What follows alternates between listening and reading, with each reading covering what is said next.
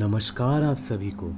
मेरा नाम चिराग है और आप देख रहे हैं न्यूज़ मीडिया 47। पिछली वीडियो में हमने देखा था पूरे ग्रीस के राजा ट्रॉय पर आक्रमण के लिए निकल लिए थे और उनमें सबसे आगे था अकीलीस।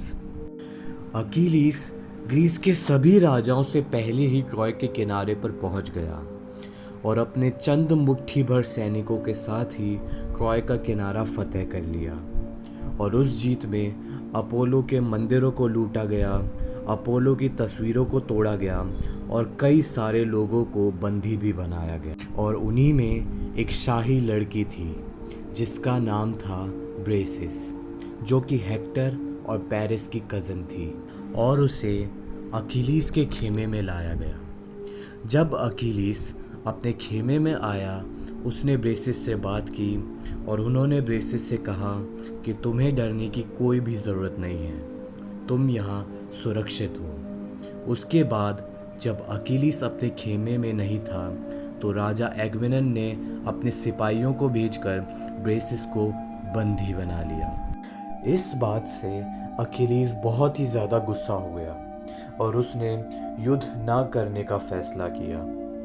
अकीलीस के ना होने के कारण पूरी सेना का मनोबल टूटने लगा और पूरी सेना हारने लग गई थी।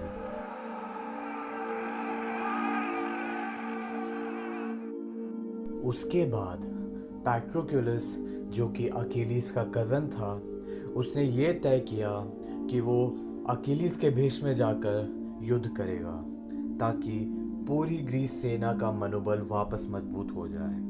लेकिन पैट्रोक्लस जब युद्ध में गया तो उसका सामना हेक्टर से हुआ।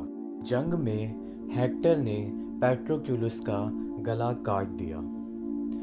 अकीलीस पैट्रोक्लस से बहुत ही ज़्यादा प्यार करता था।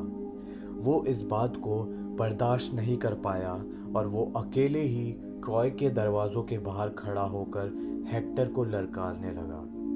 हेक्टर एक बहादुर योद्धा था। वो उससे युद्ध करने आया। जहां अकीलीस के सामने बड़े से बड़े योद्धा 5 मिनट भी नहीं टिक पाते थे, वहां हेक्टर और अकीलीस का युद्ध पूरे 1 दिन तक चला और अंत में जीत अकीलीस की हुई। उसके बाद अकीलीस ने हेक्टर को अपने रथ से बांधकर हेक्टर के घर वालों के आगे एक अपमानजनक तरीके से हेक्टर के शरीर को घसीटकर अपने खेमे तक ले आया।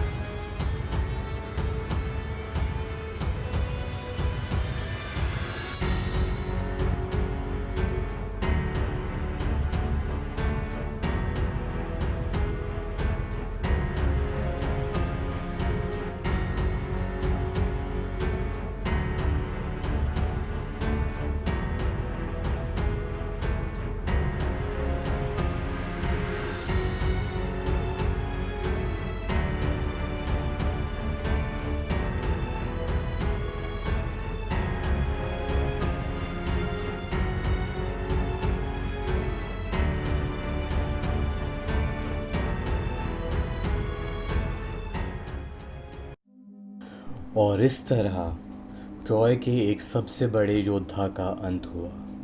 लेकिन अभी भी ट्रॉय के दीवारों के उस पार जाना नामुमकिन था।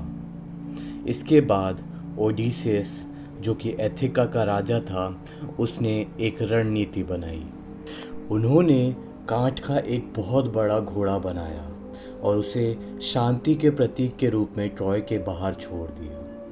ट्रॉय को लगा कि उनकी इस युद्ध में जीत हुई और वो इस घोड़े को अंदर ले गए। दरअसल उस काठ के घोड़े के अंदर ग्रीस के काफ़ी योद्धा छुपे हुए थे और जब रात को पूरा ट्रॉय सो गया तो रात को उस घोड़े में से सभी योद्धा बाहर निकल गए, जिसमें अकीलीस भी था, और उन्होंने ट्रॉय का गेट खोल दिया। पूरी ग्रीस की सेना ट्रॉय के अंदर आ गई। बच्चे, बूढ़े, जवान सबको मार डाला, और इसी भगदड़ में हेक्टर के छोटे भाई पेरिस ने जहर में डूबा हुआ तीर अकीलीस की एड़ी में मार डाला। जैसा कि हमने आपको पहले ही बताया था, अकीलीस को सिर्फ उसकी एड़ी से मारा जा सकता था, और इस तरह एक महान योद्धा का अंत हुआ। और जैसा कि अकीलीस की माँ ने कहा था, जब तक ये दुनिया रहेगी अकीलीस का नाम रहेगा। पूरा ट्रॉय जल चुका था, लेकिन रह गए थे कुछ नाम जो कि ज़िंदगी भर लोगों को याद रहेंगे।